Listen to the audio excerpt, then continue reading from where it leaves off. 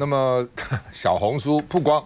说我们的花莲的这个基地嘉山基地的内部的部署，顾立雄说我们也看了，3D 合成，后置的并不是真的从无人机去拍到的，卫星拍到的。那厉正杰将军是说呢，最怕的就是，就算是他是用推测的，最怕是内部配置的位置很正确，什么地方有这个有什么配置就麻烦了这个比被入侵还严重那也许可能 AI 制作，但是呢，官兵生活的设施啦、机堡的位置啦、尺寸啦，如果是真的就很严重了所以呢，影片到底是不是合成不重要，而是数据是不是正确的。然后数据乱搞的就不用怕，然后数据是真的，什么的都很正确那就很麻烦那因为呢，台湾年轻人喜欢小红书，那我就问能不能把小红书禁？他说你禁也没用，他有很多影片到脸书上也可以播，所以你光禁一个也没什么用我本来想说，医生你才禁了不就算了吗？对不对？什么美国什么大陆不是也常常禁这个禁那个，禁也没用，禁不了。大陆学者说呢，这个因为小红书也受年轻人欢迎，所以治理台湾比香港还容易。他说呢，解决台湾问题的时机，因为这个人听说是习近平很重要的幕僚张维维，上海复旦大学的中国研究所的这个所长他说呢，说不定哪一天你醒来就解放了醒来就解放他怎么讲呢？他说台湾制度是很落后的制度，台湾领导的能力连一个上海区委书记都不如台湾也没有全方位的这个锻炼，而且教科书呢，这个又是就是等于他台独的教科书起来了然后跟中国呢要切断关系，所以呢，新一代的台湾人年轻人是不认同中国的然后互联网兴起所以呢，这是为什么？他说，因为你这个小红书越来越受欢迎，我们一直在讲一国两制，你不要，到时候就变成一国一制了这很简单嘛，要一国两制，不要一国两制变一制了，一国一制了。那这个陆委会主委说呢，我们要避免被统战不要呢听大陆的那另外呢，广州有一个科技公司被台湾的网络攻击，大陆的公安人员说呢，民进党豢养的骇客组织做的但是呢，他们又认为说台湾的骇客能力是3流团队的水准，为什么？说因为知道是哪里来的，真的厉害骇客你根本不知道从哪里来，你都知道从台湾去的，你这是什么厉害呢？我们看一下。左下方是雷神中队第17战斗机作战队的阵地。对岸社群平台小红书突然出现这支影片，曝光空军花莲基地的内部部署，总高约8.5米，宽24.5米，深度达到20米。加固机堡内全部停放的是 F-16战机，刻意揭露加固型机堡参数，显然就是故意为之。我们认为是以这个不同时期的卫星的影像用这个3D 合成的方式后置而成的，并不是无人机啦，或者是侵入营区，或者是在营区外面拍摄而成。顾立雄辟谣，指小红书是否成为新一代的统战工具呢？但现在好在就是随着这个互联网起来，包括台湾小红书什么都是台湾年轻人非常喜欢的。这个我相信台湾统一之后，治理台湾会比治理香港还要容易。这位是曾号称习近平国师的中国大陆上海复旦大学教授张维维，更这么断言：你有没有想过另外一个问题？台湾没有下一次大选了，万事俱备了。实际街访台湾的年轻人，大多先表示自己常使用的是 IG 和 Threads 等，至于对岸的社群平台，目前我国公部门的资通设备禁止使用抖音、TikTok 和小红书，在自由的台湾，针对一般民众暂时采柔性劝导。来我看。其实刚看那个影片我觉得不能够不注意，因为其实现在已经科技到从卫星可以拍到所有的地形地物。可是第一点国防设施你是可以要求将它模糊化的，那显然现在并没有做到这件事情。不只是花莲的嘉山台东也有志航。那这个原本是所谓我们的后山的基地，如果西岸第一波被攻击以后，但是这个概念在中国大陆出现航空母舰之后，其实也应该被打破了。敌人也可能从东边来。第二个，影片的内容大家可以上网去看它等于是用这个卫星图，并且立体化这个机库堡里面停什么飞机，有哪3个中队，那它的弹药库在哪里，把它分析得清清楚楚了，包含它的机库堡的厚度。还有它里面的整个布置、跑道的长度等等，这是很重要的战略的资讯，被掌握了，我觉得应该警觉。那每一个讯息，现在目前两岸军事紧张，包含了实质的军事威胁跟心理战上面。那这个我觉得某种程度上会觉得说啊，都已经摸成这样了，也不用抵抗了，会有这样的效果。所以国军要想办法，而不是说啊那个东西没什么哦。这其一，其二，其实刚刚几段我们在讲哈，包含了对岸的军事杂志有讲到说什么时候会攻台。好，刚刚这个康哥有在讲，说是台风天的下午，前一天的下午。那我看到网络上很多人讨论说啊，对台湾不了解啦，台湾台风天要8点才会知道，对不对？我看到网络上讲，我跟刚延续那一题，我要正式跟大家说，不是这样解读的。台风放不放假他不管，但是已经台风接近了，你在等晚上8点要放假的时候，那一天下午是交通最混乱的时候，去接一下小孩啊，你老婆通知你了，对不对？正是交通最拥塞，而且大家心情最放松，关注度最放在明天放假的时候，他如果突然打过来了，我们连你要调动部队，路上都是车，因为大家等于台风天下班了，可能提早下班我去接小孩，确实是最危险的时候。所以其实从刚刚的小红书也好，或是从印巴的战争当中的系统整合，刚将军讲的 COP 联合共同作战图像的这个系统，其实我们台湾也有要跟美国要了哈 ，Link 16，然后到 Link 22。那我不知道到底给我们到什么程度，可以整合包含了海马斯，还有这个鱼叉飞弹，我们的无人机，它整合起来的时候，也有那个印巴空战那样的效果。但是因为国军一直没有告诉我们美军给我们到什么程度，那所以在实质作战的防御力方面，以及就是警觉，我们可能已经被掌握非常多资讯的这个新战的部分，我觉得两边都应该要注意啊。就是我觉得川普一句话就可以了，卖你们 E2D 所以呢，以后呢什么魏哲家啦或者什么要去谈判的时候，搞不好就讲说，这我们这个半导体投资1000亿美金呢，卖给我们几家这个吧。来，伟山。是中国就是长期在用这个心理战，想要来恫吓台湾的人民，让台湾人民松懈，会让觉得说，我们好像真的被掌握了很多事情。因为中国如果真的有这个实力、有能力可以完全占领台湾，他早就打过来了。但为什么不行？就是还有种种的问题必须解决，比如说台湾海峡是一项，还有本身中国的后勤补给也是一样，包含它的粮食自给率，包含它的石油的供给，也都是他没有办法解决的问题。好，所以现在对他们来说，当然是下台湾、恐吓台湾，或者是买下台湾，由中共的代理人来负责来内乱台湾，对他来说其实最便宜。所以你看到他不断在宣传说，哇，中国现在多厉害，我们的军力多强大，我们现在掌握了台湾的所有的东西。其实反过来说，卫星照得到台湾，我们也照得到中国啊。就像为什么当初乌克兰可以去提前知道说，俄国正在部署这个相关的这个军事设施，那也是因为卫星雷达早在3个月前就已经看到所有的样态了，所以他们才可以提前准备。那台湾其实也是一模一样的道理，所以我们的东西如果被照出来，中国同时也会，我们也同时掌握。所以最大的重点是台湾人的心防能不能做得好，台湾人的抵抗意志越强，中国要进攻的成本就越高。我们能不能升高这样的成本，这是现阶段我们在台湾的内部就是要想办法摒除这些所谓的什么中共统战渗透的工具，包含小红书、包含抖音这些东西，如何拒绝被中国所恫吓，这个是我们现在急需处理的问题。休息一下再回来。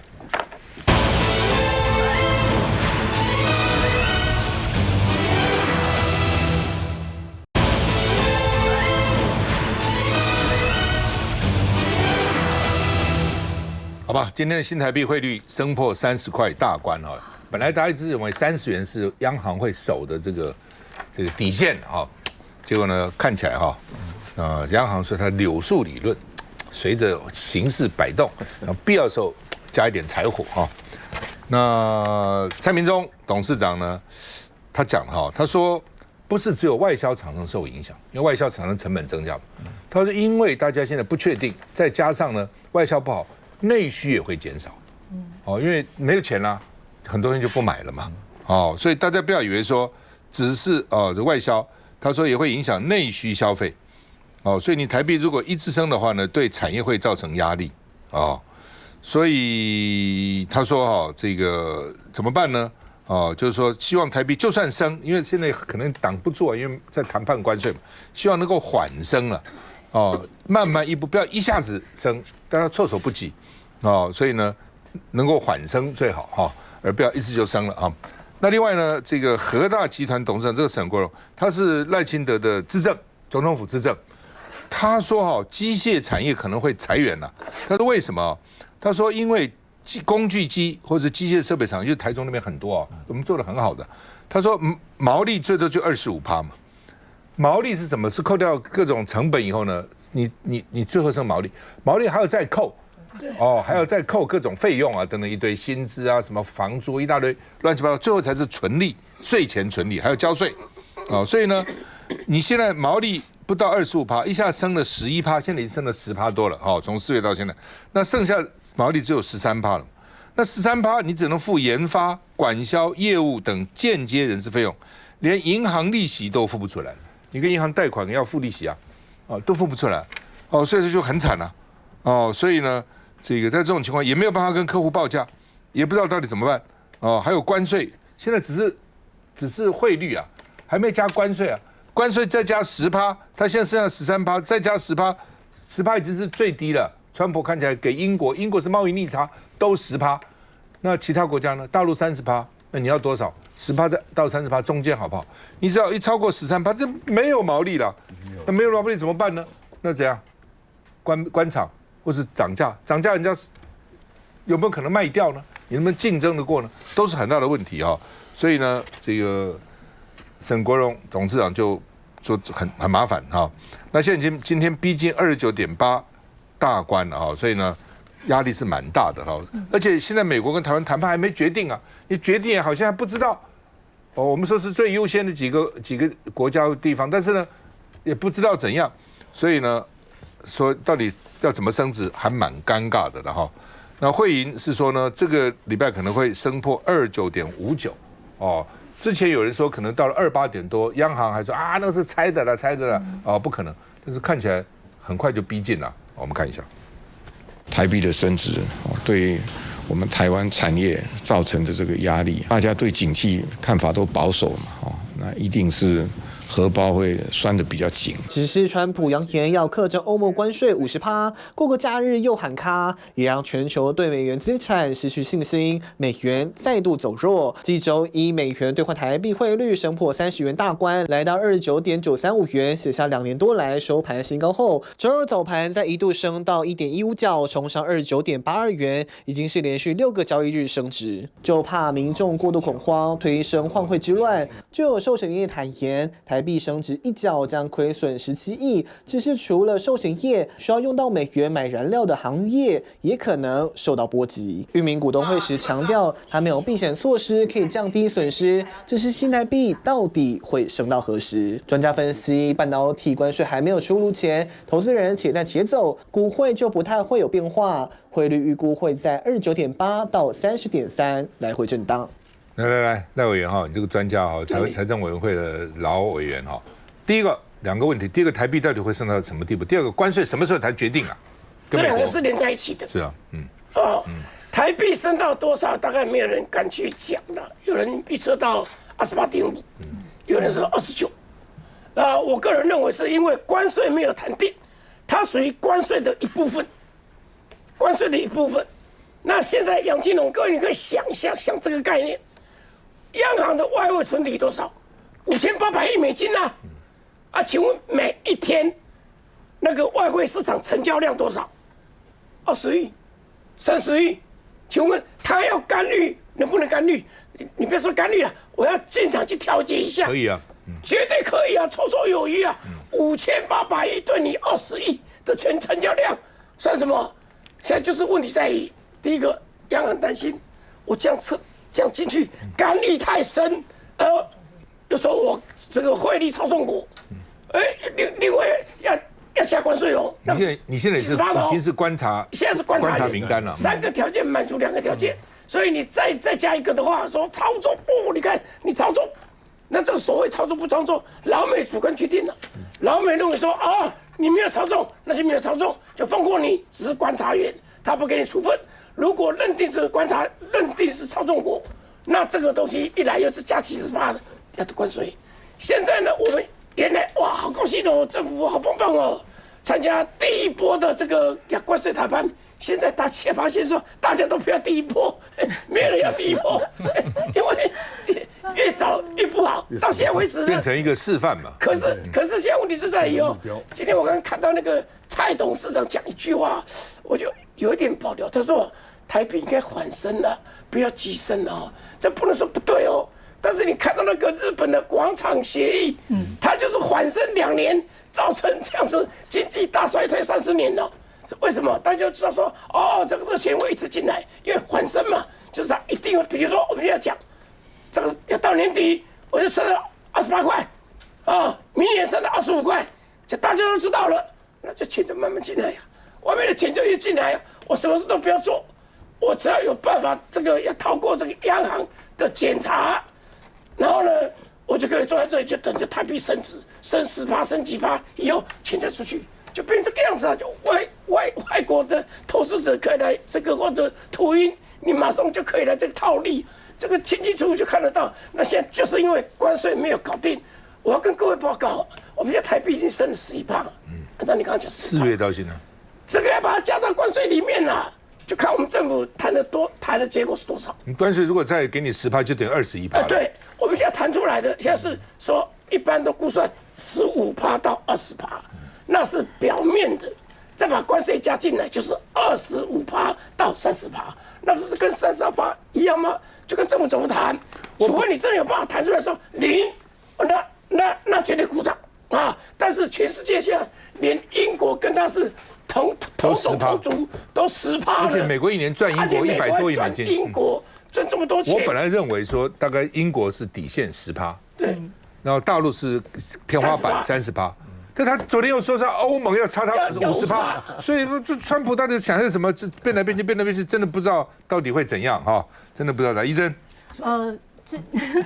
之前台币急升呢，其实就吓坏了全国的人民跟产业哈，所以现在你看到这个新台币是缓升的这个程度呢，其实现在就连这个蔡明忠董事长也出来讲话，但他非常的卑微，因为他不敢求说，完全不要升哦，这个汇率稳稳的，像以往这个彭淮南执政或者是这个马英九总统执政那样子，他只求赖清德政府可以缓升，因为已经被吓过了嘛，那个前阵的那种惊涛骇浪的那个程度，简直就是把大家所吓坏。但你看到现在赖清德总统呢，他不只是放生台币这么简单而已，他是要做的是放生占台湾70%以上的出口产业，包含很多出口的这个精密机械的产业。那所以你看到啦，就是赖清德总统他口口声声说我会保护企业啊，政府会做这个企业的靠山。但是当美国发动了这个关税战，然后有很多一些汇率的这个问题，台币升值的问题，民进党政府第一个牺牲的就是台湾的企业，就连赖清德总统说这个台积电啊是这个我们放眼全球啊，然后投资全球啊，把这个台湾的半导体拿来说嘴。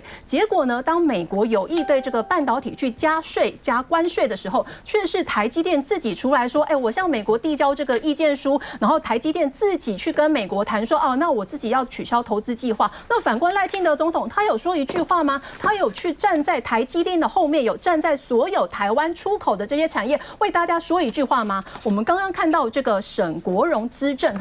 这个是赖清德总统聘请的总统府资政，算是民进党自己人吧？他为什么不是向内沟通，去向赖清德，去向经济部长去沟通、去反映、去协调？他选择在媒体上公开讲，就代表对内沟通无效嘛，赖清德无能嘛，他无能为力嘛。所以你看到赖清德他连汇率产业台积电都卖了，那甚至前一阵子还说，如果这个中国大陆对岸开出条件，我们来看看怎么并购中华民国，这样子的话真的不太让人意外了。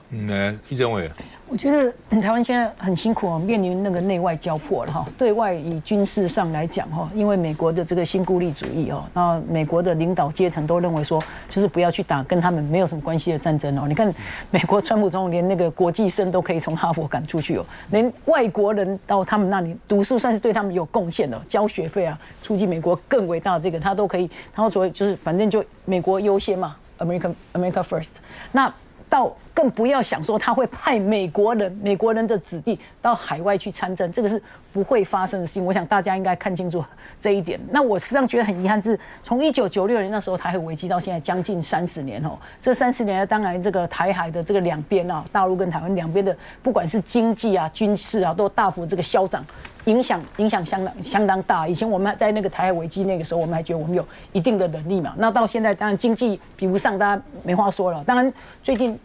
后面讲大陆的经济市场不大好，那两边的这个局势已经差很多，军事更不用说。如果没有美国当后盾，或者美国愿意参加的话，我们基本上无能为力。那其实原来在这个情况当中，我们是有一点力量。我们最大的力量其实是什么呢？因为打仗除了我们说决心嘛，大陆当然决心，他打算要统一的决心很强以外哈，当然还有实力，实际上军事上我们是比不上，这没话讲。那我们常说大陆对我们心脏，我们不要民党说不要因为大陆的心脏，我们就觉得好像我们很害怕什么。辜立平说那些是真的，他不能说是真的还假的，这个国防部长本来就应该这么说，他要是说真的也不行啊，就是不管他真假，他就是不能承认或是否认嘛。这个他身为一个部长，他应该这样讲。但是最重要，原来我们跟大陆还有一点可以竞争的。我觉得如果我们这一点做得很好，我们还是跟大陆有竞争，因为打仗最终还是要民心嘛，民心的向背。大陆官方就算非常想打仗，那政治很纷乱，什么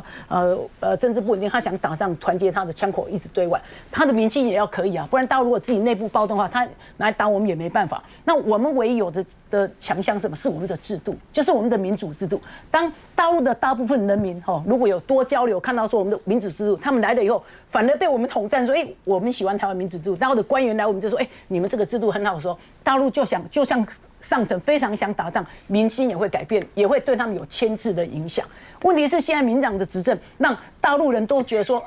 民进党就一样嘛，跟共产党的很多做法事实上是一样的，没有民进党让大陆的一些包括统治阶层都觉得民